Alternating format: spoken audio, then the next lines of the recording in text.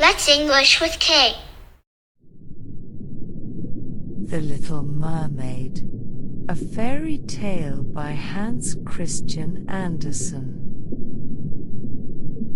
Far out in the ocean, where the water is as blue as the prettiest cornflower, and as clear as crystal, it is very, very deep, so deep, indeed, that no cable could fathom it. Many church steeples, piled one upon another, would not reach from the ground beneath to the surface of the water above. There dwell the Sea King and his subjects. We must not imagine that there is nothing at the bottom of the sea but bare yellow sand.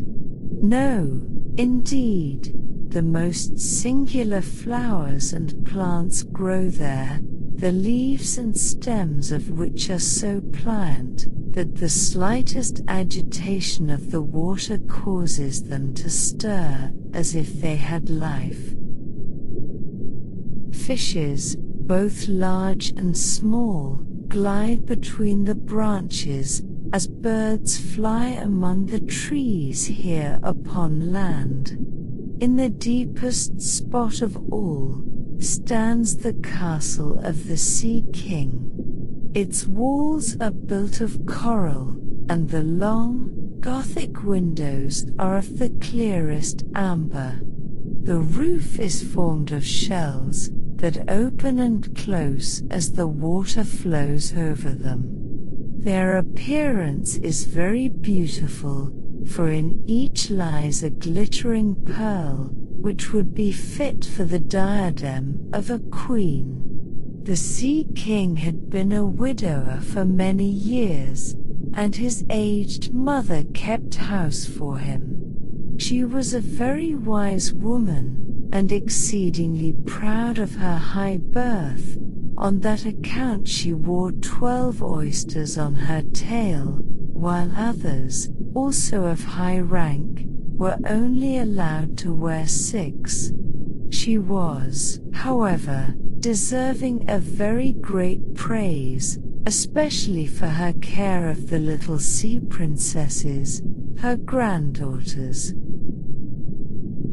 They were 6 beautiful children, but the youngest was the prettiest of them all. Her skin was as clear and delicate as a rose leaf, and her eyes as blue as the deepest sea, but, like all the others, she had no feet, and her body ended in a fish's tail.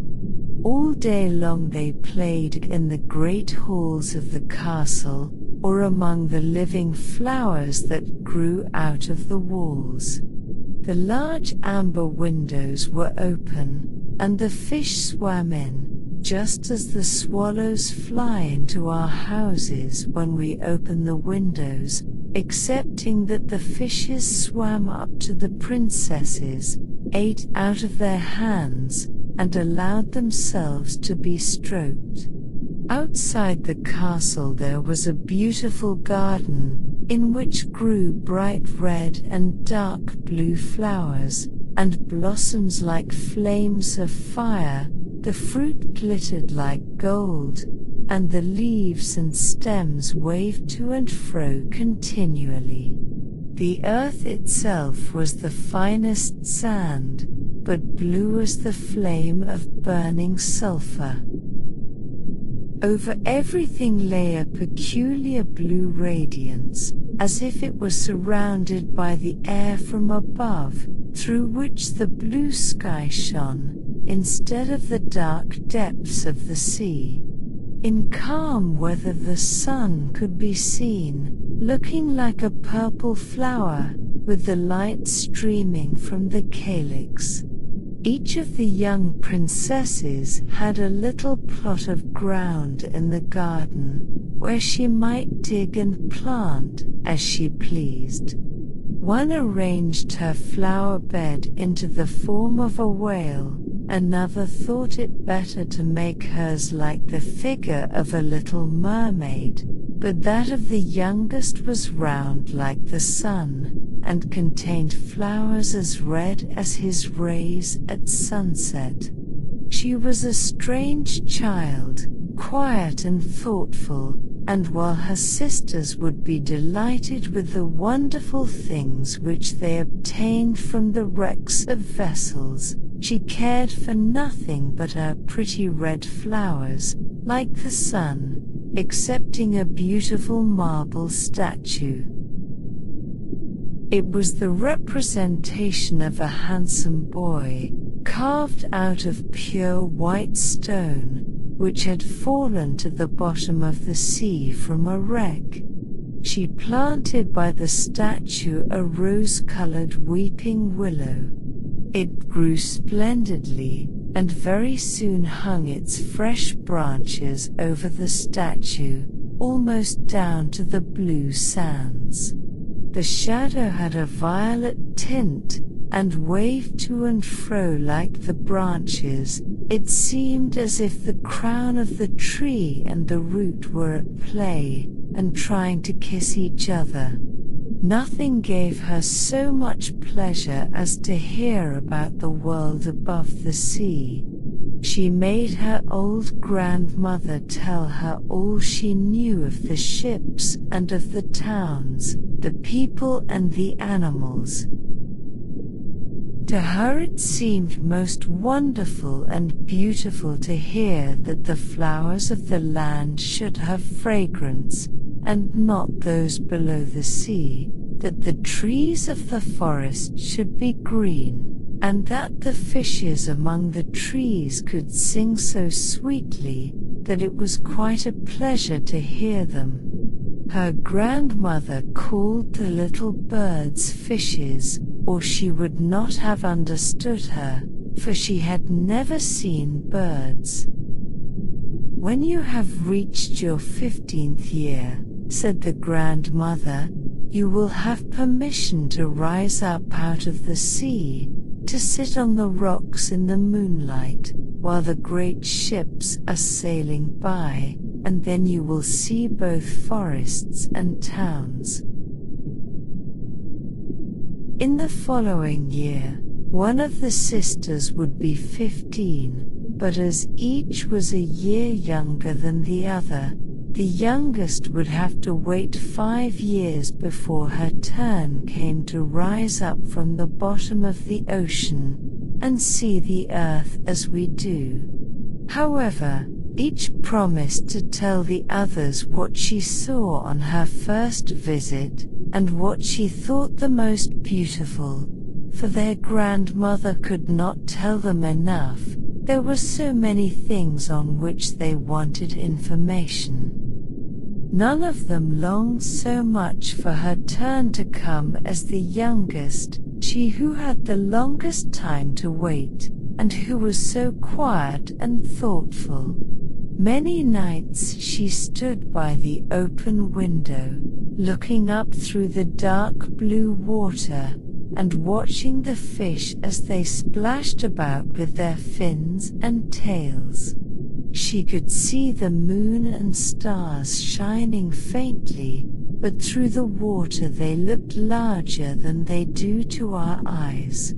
When something like a black cloud passed between her and them, she knew that it was either a whale swimming over her head, or a ship full of human beings, who never imagined that a pretty little mermaid was standing beneath them, holding out her white hands towards the keel of their ship. As soon as the eldest was 15, she was allowed to rise to the surface of the ocean. When she came back, she had hundreds of things to talk about, but the most beautiful, she said, was to lie in the moonlight, on a sandbank, in the quiet sea, near the coast, and to gaze on a large town nearby, where the lights were twinkling like hundreds of stars, to listen to the sounds of the music, the noise of carriages, and the voices of human beings, and then to hear the merry bells peal out from the church steeples, and because she could not go near to all those wonderful things, she longed for them more than ever. Oh, did not the youngest sister listen eagerly to all these descriptions? And afterwards, when she stood at the open window looking up through the dark blue water, she thought of the great city, with all its bustle and noise, and even fancied she could hear the sound of the church bells down in the depths of the sea.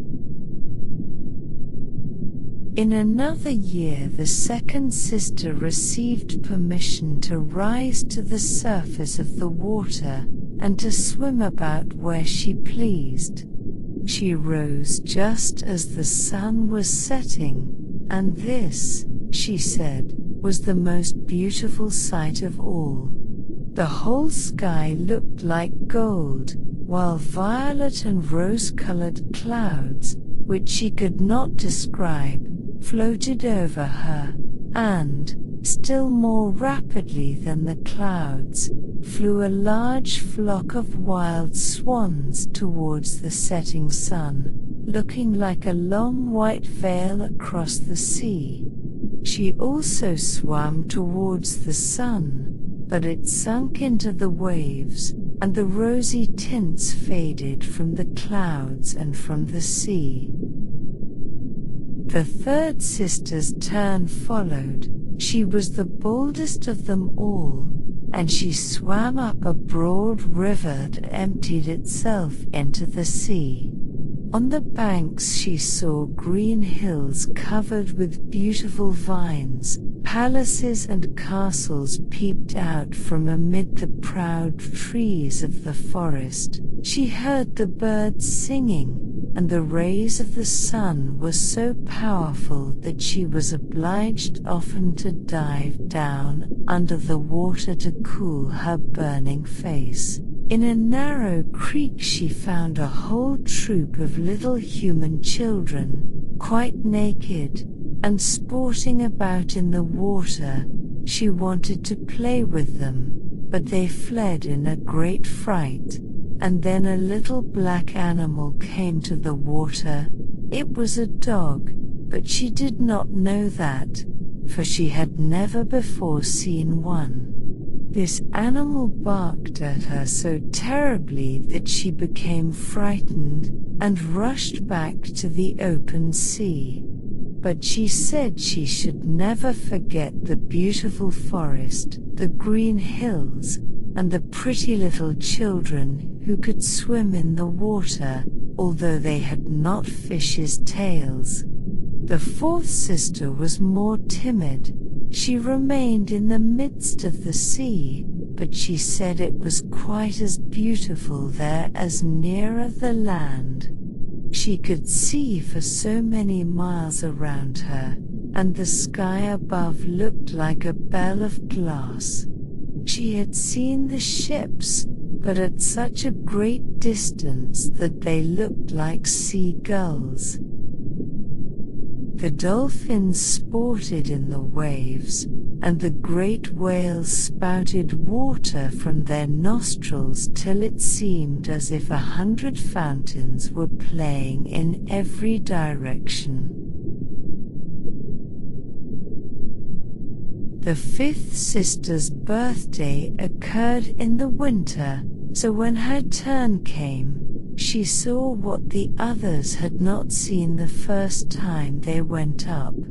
The sea looked quite green, and large icebergs were floating about, each like a pearl, she said, but larger and loftier than the churches built by men. They were of the most singular shapes, and glittered like diamonds.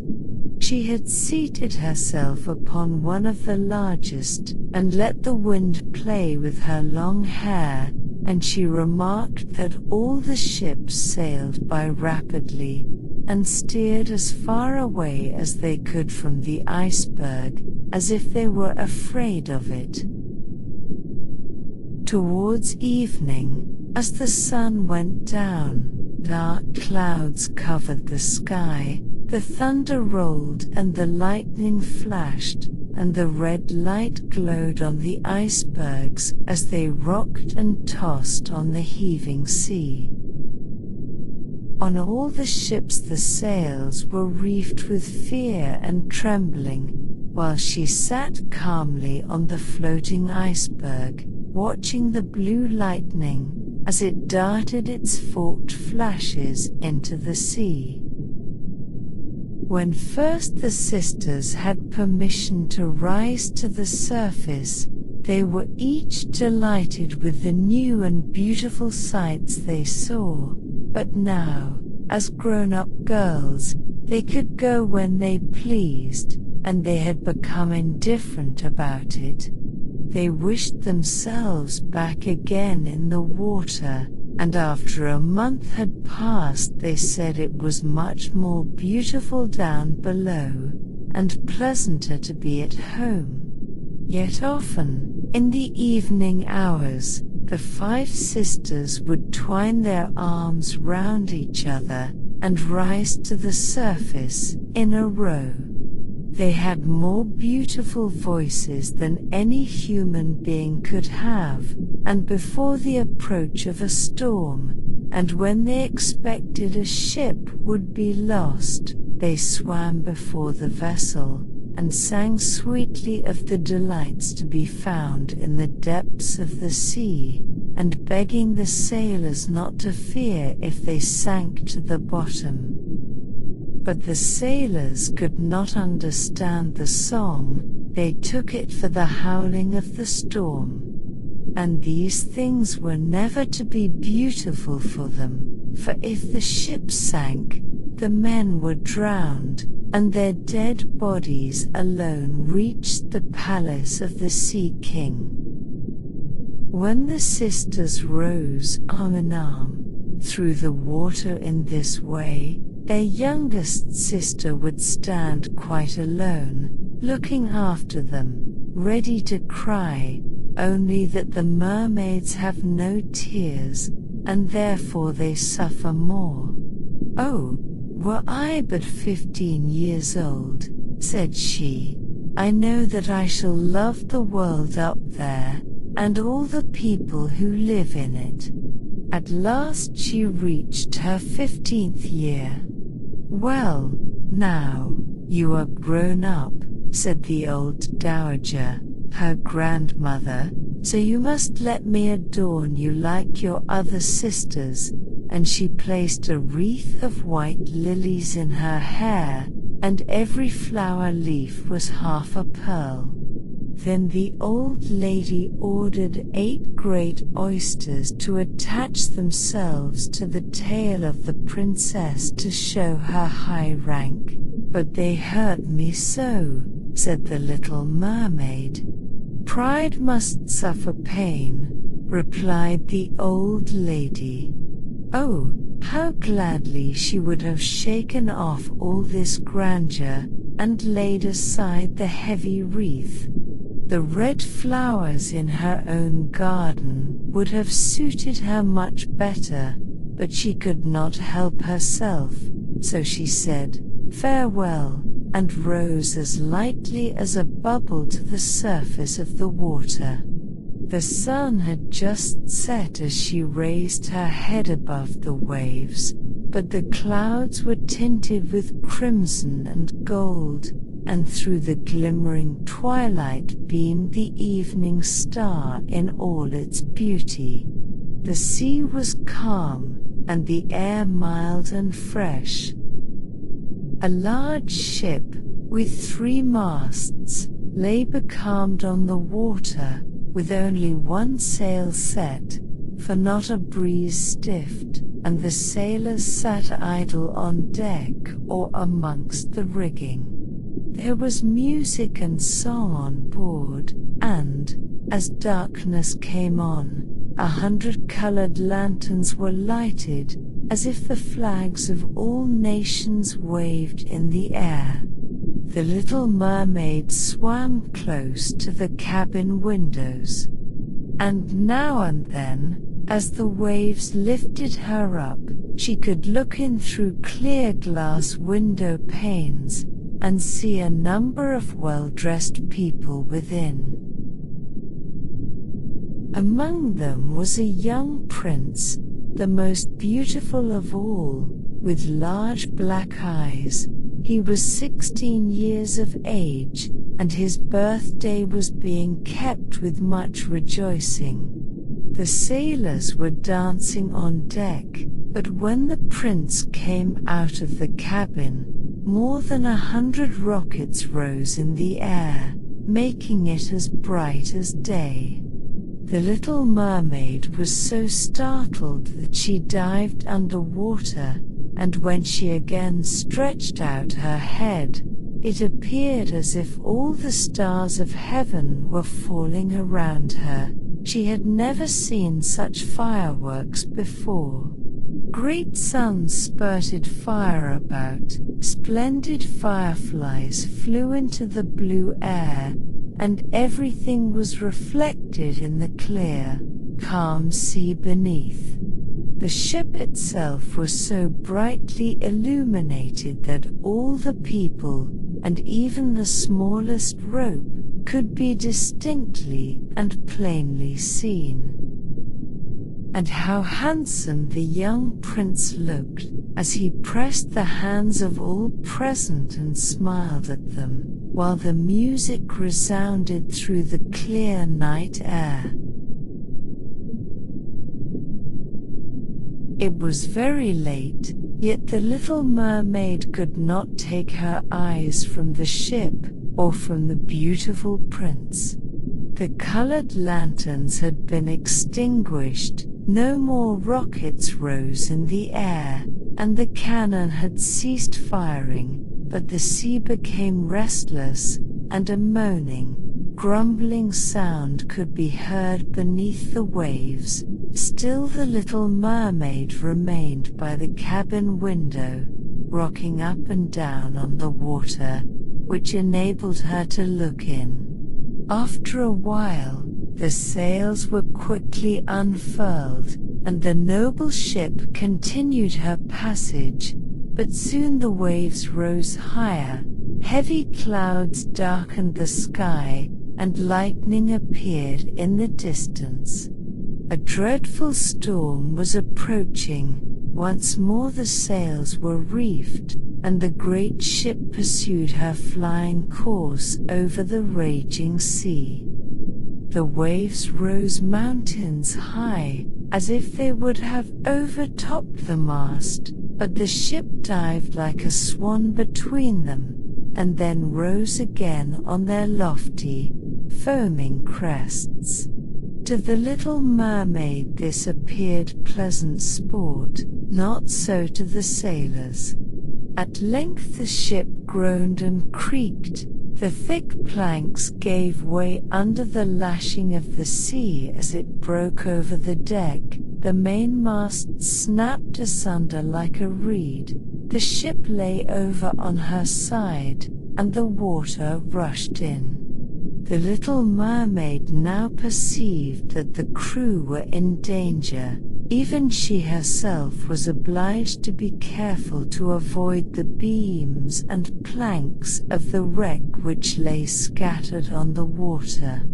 At one moment it was so pitch dark that she could not see a single object, but a flash of lightning revealed the whole scene. She could see everyone who had been on board excepting the prince. When the ship parted, she had seen him sink into the deep waves, and she was glad, for she thought he would now be with her.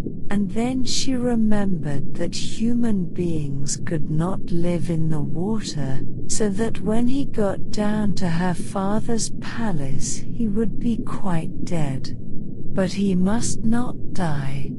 So she swam about among the beams and planks which strewed the surface of the sea, forgetting that they could crush her to pieces. Then she dived deeply under the dark waters, rising and falling with the waves, till at length she managed to reach the young prince, who was fast losing the power of swimming in that stormy sea.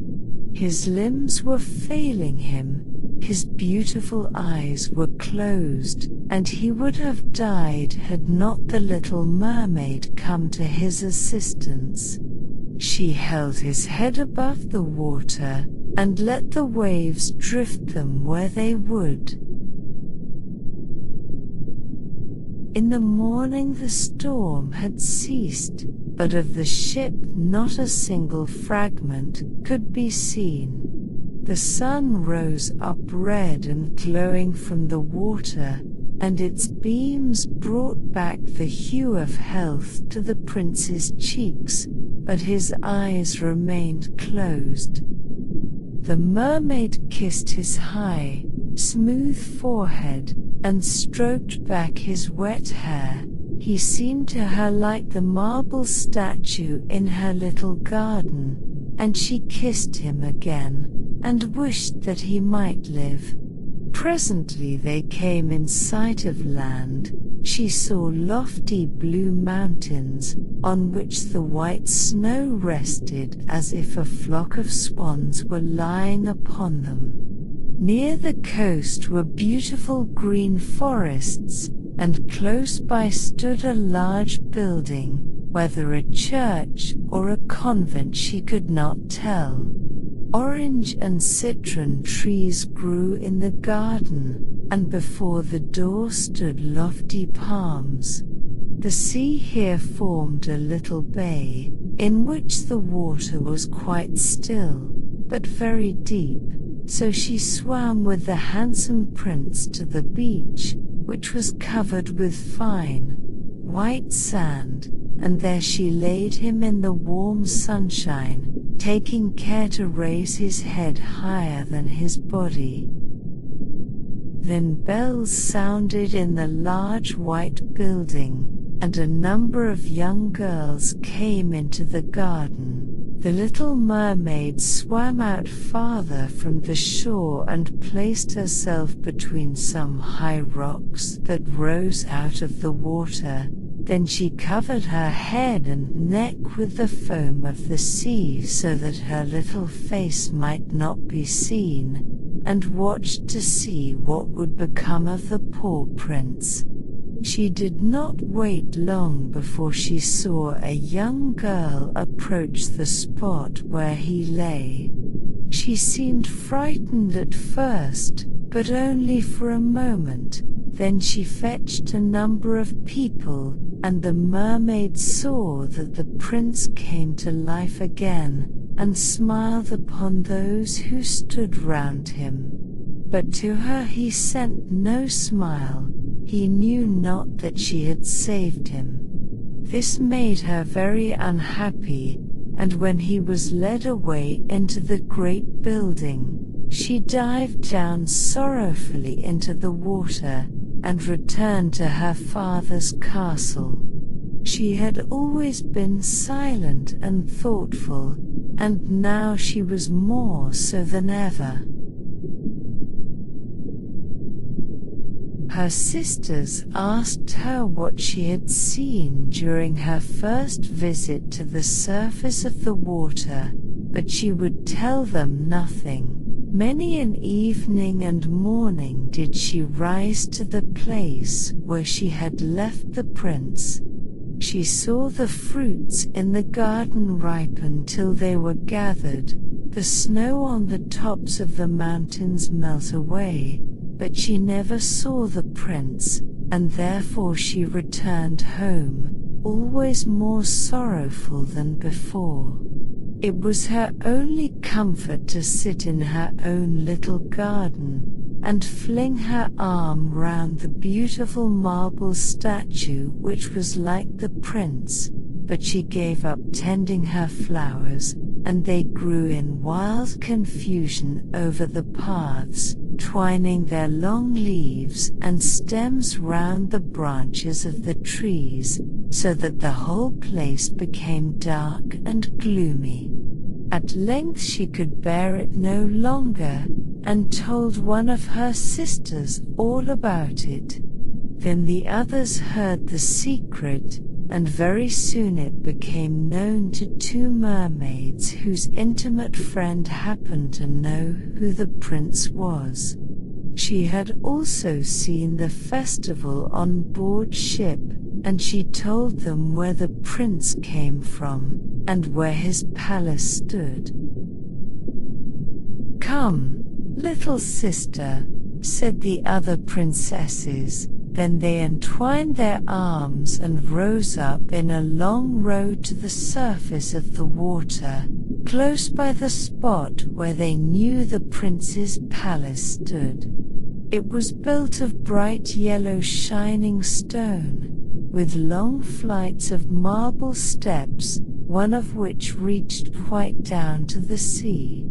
Splendid gilded cupolas rose over the roof, and between the pillars that surrounded the whole building stood lifelike statues of marble.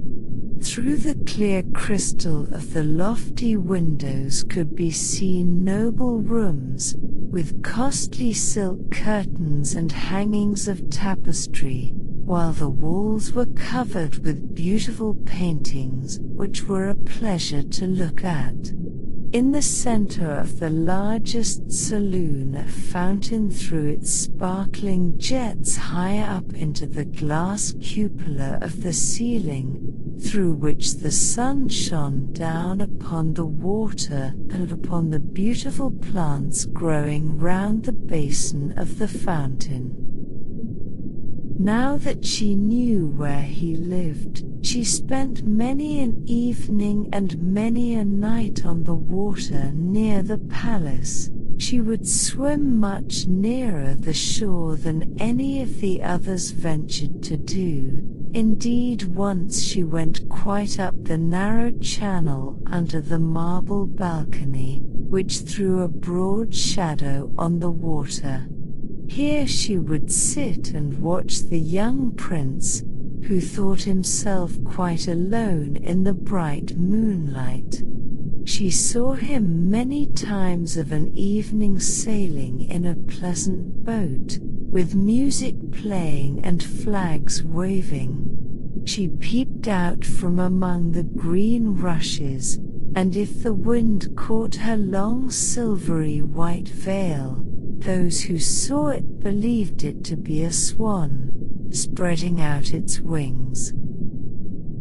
On many a night, too, when the fishermen, with their torches, were out at sea, she heard them relate so many good things about the doings of the young prince, that she was glad she had saved his life when he had been tossed about half dead on the waves. And she remembered that his head had rested on her bosom, and how heartily she had kissed him, but he knew nothing of all this, and could not even dream of her. She grew more and more fond of human beings, and wished more and more to be able to wander about with those whose worlds seemed to be so much larger than her own. They could fly over the sea in ships, and mount the high hills which were far above the clouds, and the lands they possessed, their woods and their fields, stretched far away beyond the reach of her sight. There was so much that she wished to know, and her sisters were unable to answer all her questions.